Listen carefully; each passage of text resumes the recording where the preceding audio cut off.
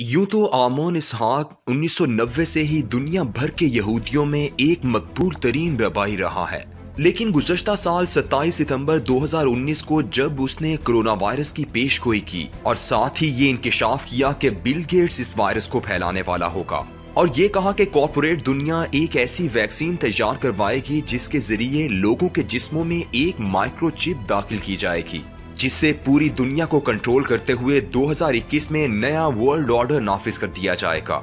Bill Gates से नफरत तो समझ में आती है क्योंकि वो कॉर्पोरेट दुनिया में वाहिद गैर यहूदी सरमायादार है, लेकिन आमोन इसहाक की साजिशी मौजू पर बनाई गई वीडियोस यूट्यूब हज़्फ कर देगी।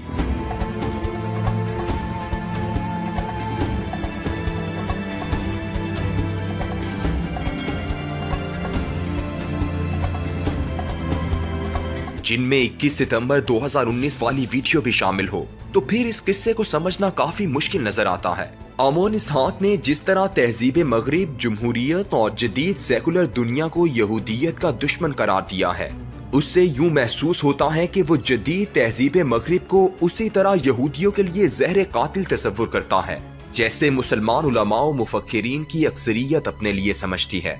उसके नजदीक मसीहा के आने से पहले पूरी दुनिया पर एक शैतानी हुकूमत कायम होने वाली है। जब तक इसराइल एक कौमी रियासत और जमहूरी आईनी वजूद के तौर पर अपने वजूद को कायम रखेगा, उस पर मगरिब का ये शैतानी इक्तिदार मुसल्लत रहेगा। ये तमाम तस्वुर हमारे यहाँ दज्जाल और दज्जाली कुव्वतों जैसा है। यानी जिस तरह मुसलमान मुफक्किरीन कहते हैं कि इस वक्त दुनिया पर छाया हुआ मगरबी दज्जाली निजाम पूरी दुनिया को अपने शिकंजे में ले चुका है, वैसे ही आमोन इसहाक भी गुफ्तगू करता है। उसके मुताबिक अब मगरिब दुनिया में नया वर्ल्ड ऑर्डर नाफिज करने वाला है। आमोन ने कहा कि अक़वाम मुत्तहिदा ने 1992 में ब्राजील की कॉन्फ्रेंस में एक एजेंडा 21 मंजूर किया था, जिसे सदी के तरक्याती अहदाफ कहा जाता है। वो कामयाब नहीं हुआ, इसलिए अब उनका एजेंडा 30 है, जिसका नफाज इस दुनिया पर मुकम्मल कंट्रोल के लिए बहुत जरूरी है। एजेंडा 21 के अहदाफ में गुर्बत, भूख और बीमारी का खात्मा, साफ पानी, ट्रांसपोर्ट और तवानाई की फराहमी शामिल थे। लेकिन एजेंडा 30 के न्यू वर्ल्ड ऑर्डर के तहत जो अहदाफ हैं वो बहुत ही खौफनाक हैं। उसके तहत पूरी दुनिया में सिर्फ एक हुकूमत कायम की जाएगी, कैश करेंसी खत्म कर दी जाएगी, पूरी दुनिया का एक ही सेंट्रल बैंक होगा, पूरी दुनिया की एक ही फौज होगी, किसी किस्म की रियासती खुदमुख्तारी या कौमी रियासत का वजूद नहीं होगा, तमाम कारोबार, घर वगैरह रियासत की मिल्कियत होंगे और किसी किस्म की निजी मिल्कियत नहीं होगी। खानदान नाम के इदारे का खात्मा कर दिया जाएगा और बच्चे रियासत पालेगी। दुनिया की आबादी को बहुत हद तक कम करने के बाद मजीद बढ़ने से भी रोका जाएगा। हर किसी को जबरदस्ती बेशुमार वैक्सीन लगाकर कंट्रोल किया जाएगा। आलमी सतह पर हर फर्द की एक बुनियादी आमदनी होगी। हर फर्द के अंदर जबरदस्ती माइक्रोचिप लगाई जाएगी ताकि उसकी जिंदगी के हर लम्हे पर नजर रखी जा सके। आलमी सोशल क्रेडिट सिस्टम का कयाम, जिसमें सेहत, तालीम और रोजगार का तहफ्फुज होगा, जैसे चीन में होता है। 5G को एक बहुत बड़े मॉनिटरिंग सिस्टम की तरह बना दिया जाएगा। तमाम तालीमी इदारे हुकूमत की मिल्कियत होंगे, तमाम गाड़ियां भी हुकूमत की मिल्कियत होंगी, तमाम कारोबार और कॉर्पोरेशनें भी हुकूमत की मिल्कियत होंगी। जरूरी सफर के अलावा हर किस्म के सफर पर पाबंदी होगी। लोगों की रिहाइश के लिए शहर या इलाके मखसूस कर दिए जाएंगे और उनके अलावा कहीं भी रिहाइश नहीं रखी जा सकेगी। जाती घर, जाती ज़रात, जाती आबपाशी, जाती भेड़ बकरियों के रेवड़ों पर पाबंदी होगी। इंसानों की जरूरियात के मुताबिक जमीन का महदूद इस्तेमाल होगा। हर तरह की देसी अद्वियात या तरीका इलाज पर पाबंदी होगी और सिर्फ सिंथेटिक अद्वियात इस्तेमाल होंगी। लकड़ियां जलाने या दीगर फितरी तरीके से आग जलाने पर पाबंदी होगी। आमोन के मुताबिक ये है उस आलमी हुकूमत का नक्शा जो मगरिब नाफिज करने जा रहा है। ये हुकूमत दरअसल यहूदियों के आने वाले मसीहा के मुकाबिल कायम की जाएगी ताकि उसे रोका जा सके। आमोन इसहाक ने कहा कि ये एक ऐसी हुकूमत होगी कि आप फिरौन के जमाने को भूल जाएंगे।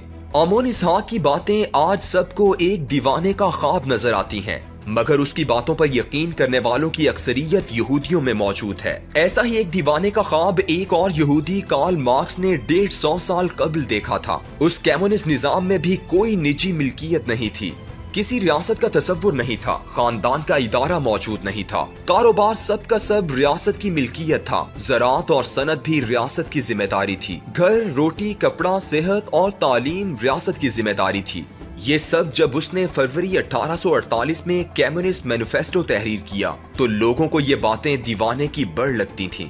मगर दुनिया के हर खित्ते में उसके बेशुमार मानने वाले पैदा होते चले गए। बरे-सगीर पाको हिंद का हर बड़ा शायर और अदीब इस बज़ाहिर पागलपन नजर आने वाले तसव्वुर का दीवाना था। सज्जाद जोहर से फैज अहमद फैज और अख्तरुल ईमान से साहिर लुधियानवी तक सब इस निजाम की जिद्दोजहद में शरीक थे।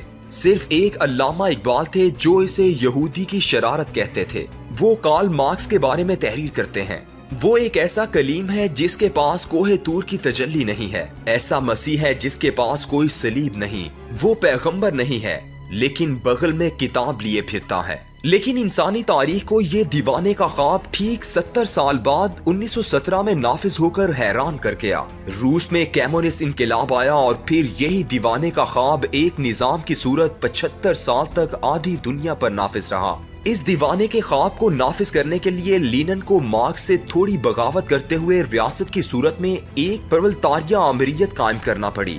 इसी रियासती तजर्बे की राख में से अब ये नई चिंगारी बरामद की जा रही है। इस दफा भी उसकी जन्मभूमि यहूदी नस्ल है। आमोन ने इस न्यू वर्ल्ड ऑर्डर को एक शैतानी हुक्मरानी का नाम दिया है। वो कहता है कि कोरोना की दूसरी लहर और वैक्सीन की इजाद इसका रास्ता हमवार करेगी और जब न्यू वर्ल्ड ऑर्डर कायम हो जाएगा तो उसके नतीजे में यहूदियों पर कयामत टूटेगी। मगर उनको बचाने के लिए एक मसीहा आएगा जो यूरोप को नीस्तो नाबूद कर देगा और यरूशलेम से आलमी हुकूमत कायम करेगा। क्या कोई मुसलमान मुफक्किर इसके बारे में सोच रहा है?